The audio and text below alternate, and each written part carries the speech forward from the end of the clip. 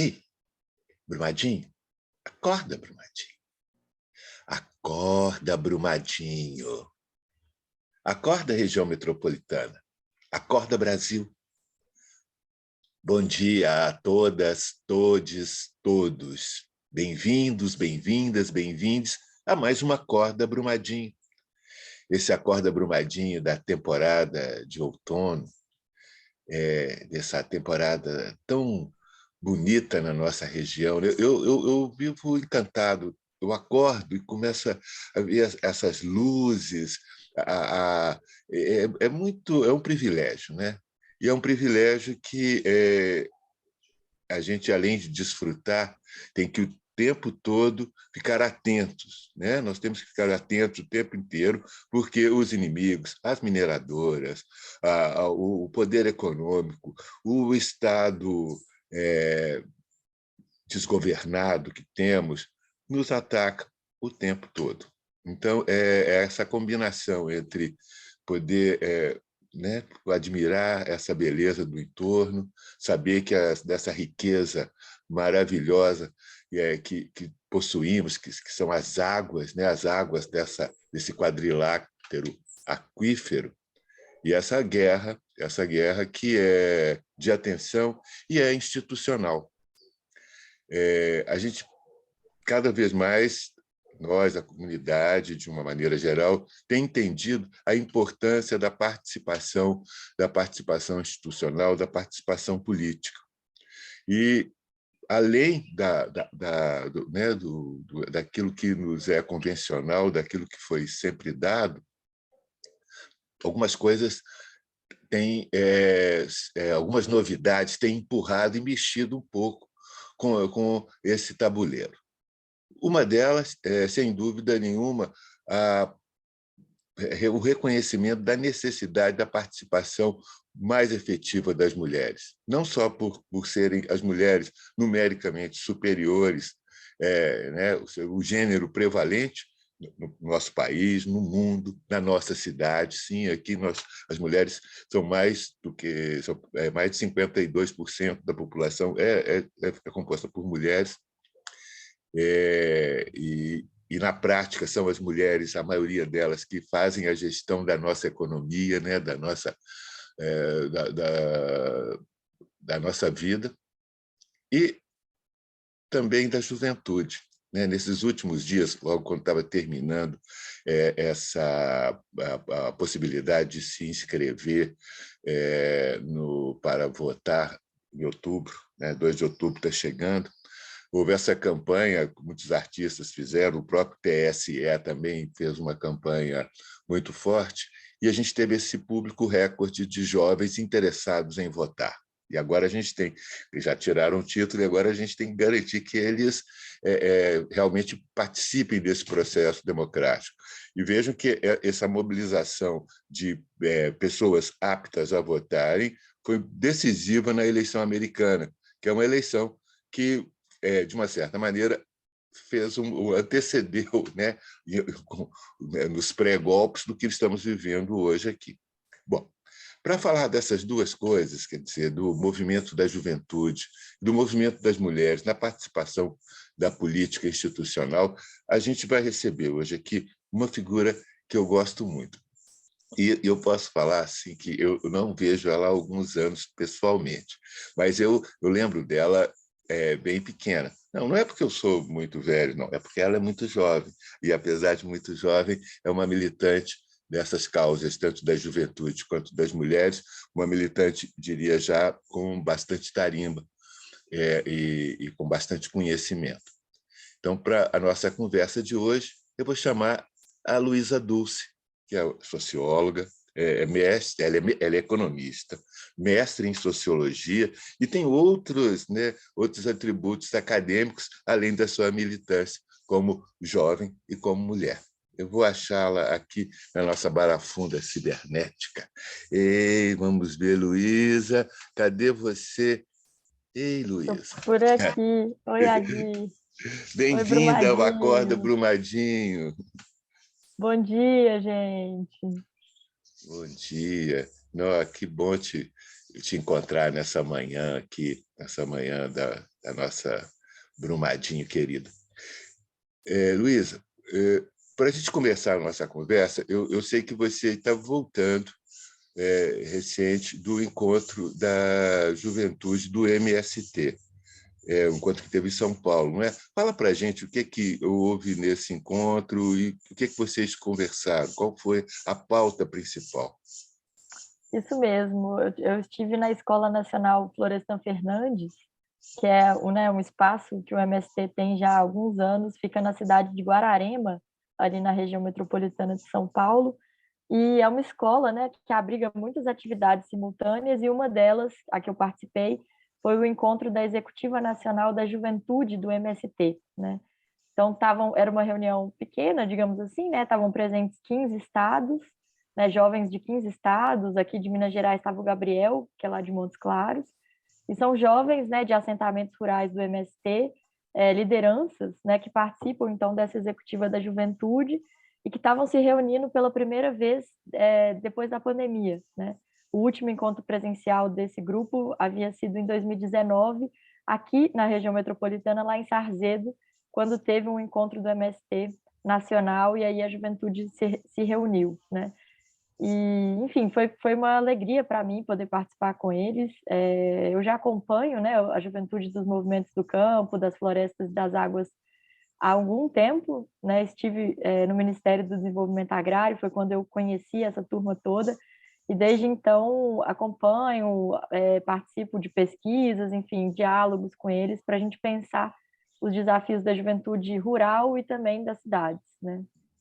Eu fico pensando que nós conhecemos pouco o MST, né? De vez em quando a gente vê o desgoverno, o nosso despresidente, né, falar que ele vai armar as pessoas, vai liberar as armas para as pessoas no campo para evitar o MST. E não permite, então, a gente não permite que a gente conheça toda a extensão, tanto da importância da contribuição que o MST dá para a comida que vai de verdade para o prato dos brasileiros, né? Como essas outras o que vem junto com o movimento do Sem Terra, que é, inclusive, essa questão da formação e da educação. Você podia falar um pouco para a gente sobre isso? Assim, qual que é a importância hoje do MST dentro do prato do brasileiro e também como se organiza as formações dentro para preparar as novas pessoas que surgem dentro do MST? Sim, bom, o MST é um movimento de 38 anos, né? Está completando aí quase 4 décadas de existência. Nasceu lá nos estados do Sul e hoje está presente praticamente em todo, né, o território nacional. E é um movimento de trabalhadores rurais sem terra, né? De luta pela terra, então. Mas de luta pela terra que é também uma luta pela vida, né? Eu acho que isso é muito importante de colocar.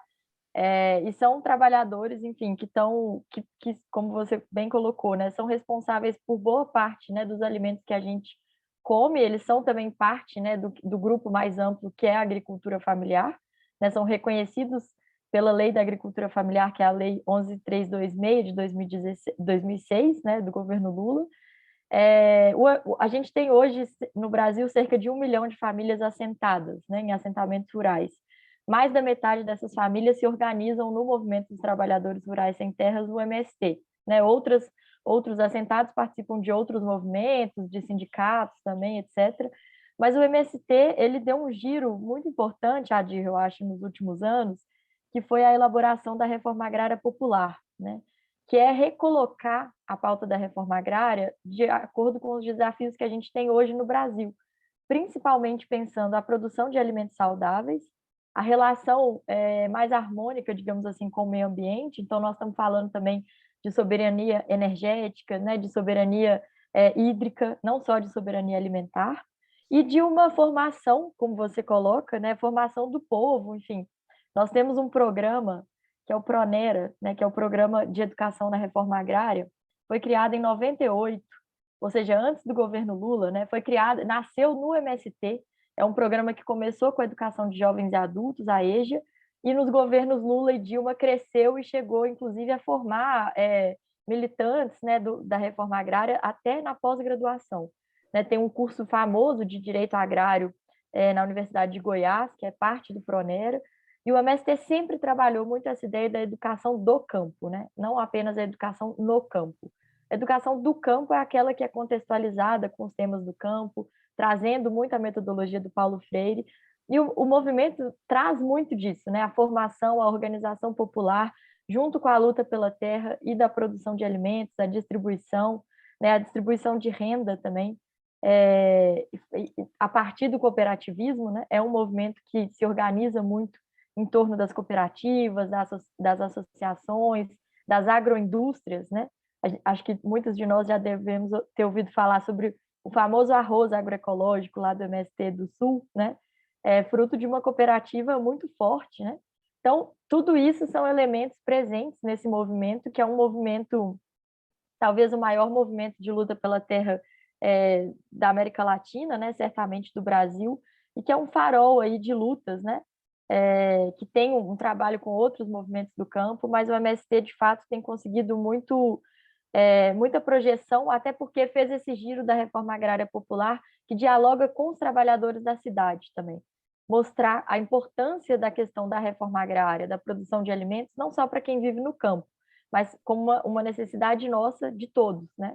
Do campo, da cidade, enfim. Nesse caso, assim, aprofundando talvez um pouco mais essas questões que você está colocando, eu vejo dois movimentos que são uma novidade aparente, que eu gostaria que você comentasse para nós. Eu vou dar o símbolo maior, seja a Bela Gil, né? A Bela Gil, que é a filha de Gilberto Gil, que é uma pessoa super interessada na culinária orgânica, na comida natural, quer dizer, que atinge, que fala também para um público mais das classes mais bastardas. A Bela Gil, apesar dela ser uma figura super popular, ela fala muito, ela tem os seus programas nos canais de a cabo, enfim, de pouco acesso, mas ela tem sido uma voz muito forte nessa aproximação desse público com o MST. E, recentemente, o MST fez o seu IPO, quer dizer, lançou as suas ações na Bolsa de Valores, quer dizer, foi para o... Então, esse demônio anticapitalista ocupou o espaço nobre do capital. Essas convergências, elas têm sido defendidos pelo MST. Você vê isso como é que você vê esse movimento? Esse é um movimento que naturalmente tinha que se dar, é uma estratégia, há uma contradição nisso, das pessoas, as pessoas que não são nem, quer dizer, que não estão nem aí para, acham que cuidar do corpo não precisa cuidar da política, mas estão comprando a comida que o MST produz também, e, ao mesmo tempo, quem está investindo na Bolsa de Valores, quem está investindo, ao mesmo tempo que eu posso investir na Vale, eu ou posso optar, ou invisto na mineradora, ou invisto no MST. Como é que você vê isso? Acho que é um pouco aquela história polêmica do boné que teve do MST recente, né? O boné do MST ficou famoso, agora todo mundo quer usar, virou uma marca, né? De fato, eu entendo que é uma estratégia, assim, é uma estratégia do movimento para poder conversar com mais pessoas, né? Ampliar o seu espectro aí de diálogo. Um movimento que foi muito criminalizado durante muitos anos, né? Vendo como se fossem pessoas que estavam invadindo terras de outras pessoas, que era muito mal visto na mídia, né? Maltratado nesse sentido, e que hoje tem conseguido conversar principalmente com a juventude, como você colocou aí, né? Juventude da cidade. Me parece que é uma estratégia de falar um pouco sobre qual a proposta política do movimento, mas aproveitar também essa onda que a gente está vivendo do interesse das pessoas sobre a questão da alimentação, né? O MST, de fato, produz alimento agroecológico, produz alimento sem agrotóxico, produz comida de verdade, que a gente chama, né? Não é só soja, milho, etc., que planta, mas é fruta, verdura, legume, né? Uma série de grãos variados, etc. E aproveitar, então, esse interesse de muita gente pela alimentação e falando, olha, nós somos uma alternativa possível. Estamos querendo produzir não só alimento, mas saúde, educação, qualidade de vida, cultura, né? Então, é uma estratégia assim, do movimento de conseguir ampliar aí seus interlocutores, né? Deixa eu te falar, olha só, vou mostrar aqui. Eu tenho um boné, o meu é antes de virar moda, mas ele está, coitado, está velhinho. Vamos. Edição de colecionador. Edição de colecionador, não, não dou.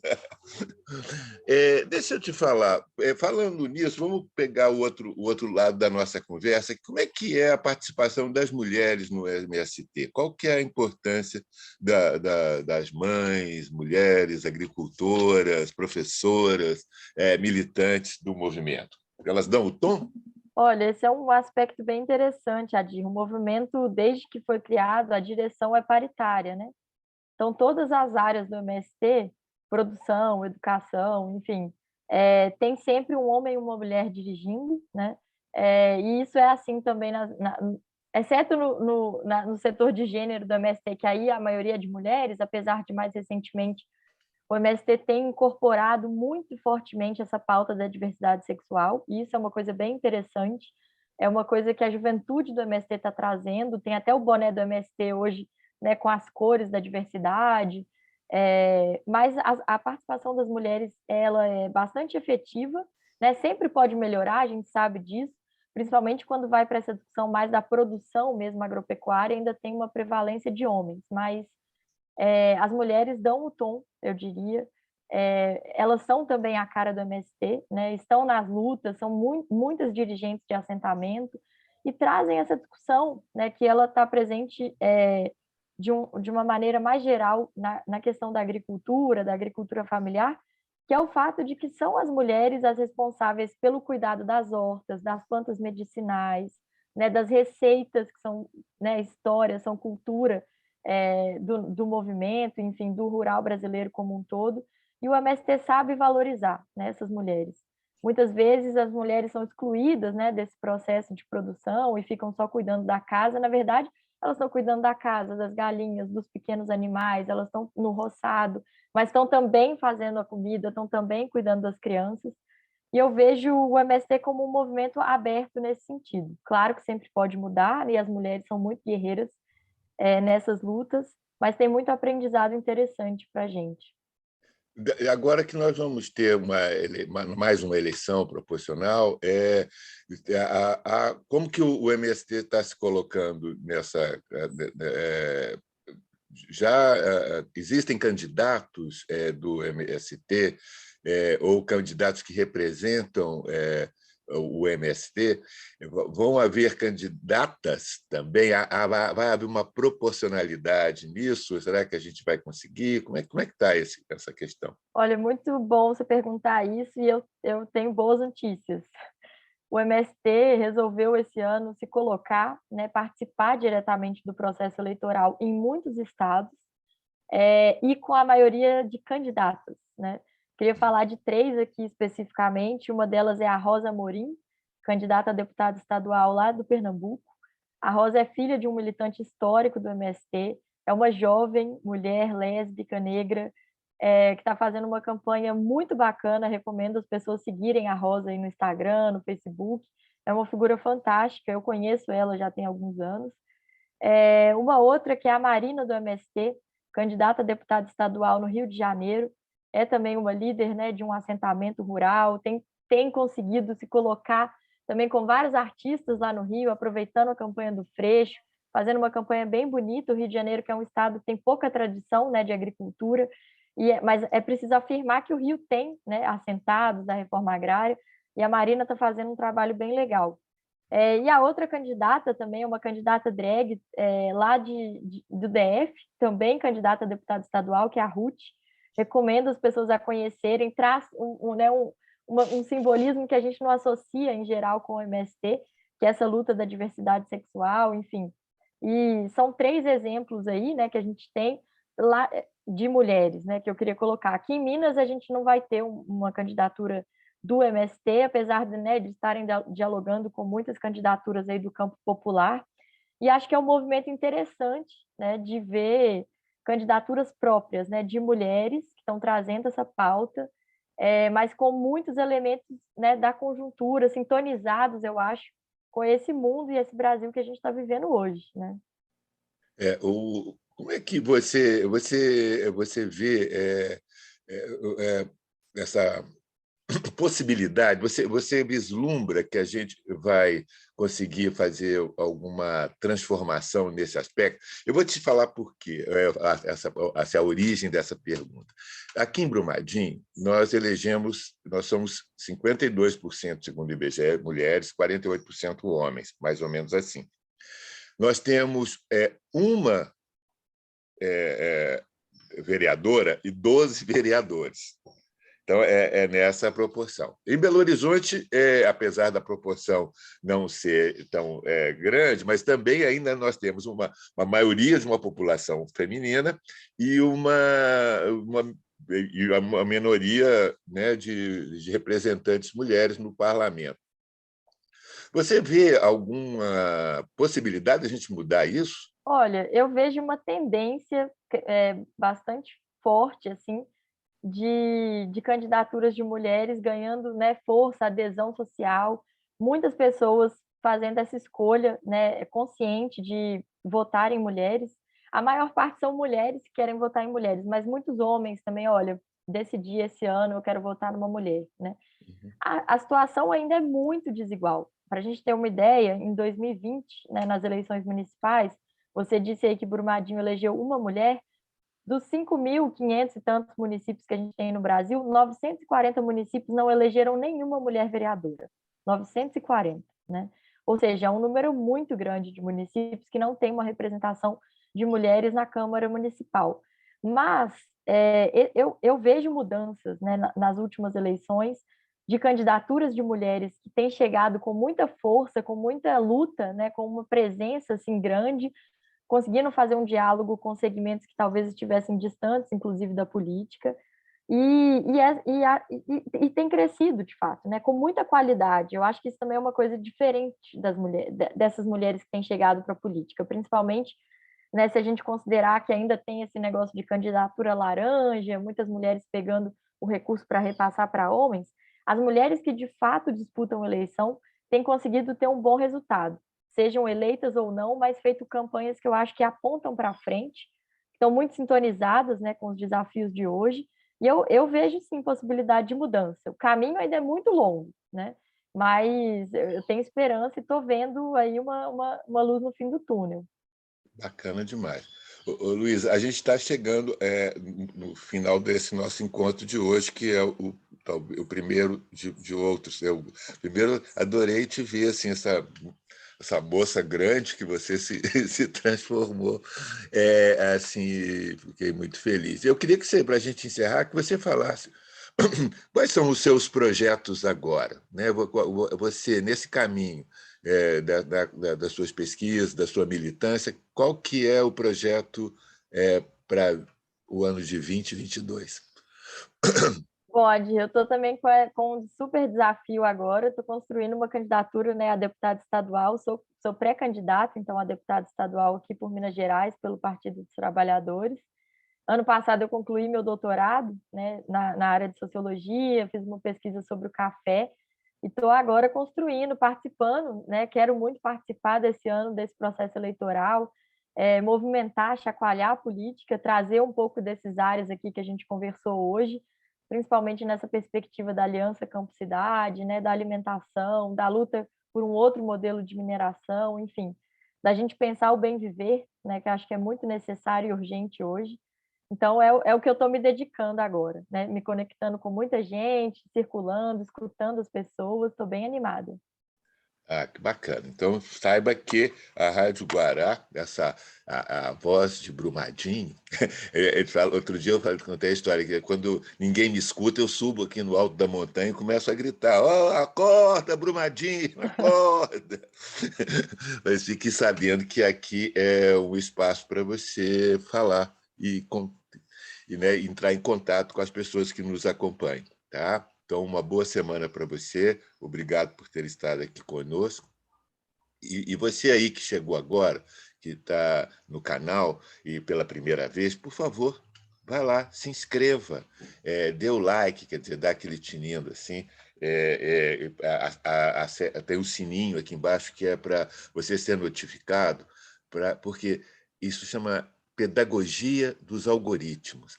A gente está ensinando aqui esses numerozinhos quando você estiver querendo saber alguma notícia sobre meio ambiente, sobre Brumadinho, sobre Bem Viver, sobre Luísa Dulce, você vai ser acionado e direcionado para o canal da Rádio Guará. Tá? Boa semana para todos e até a próxima. Tchau, pessoal. Boa semana.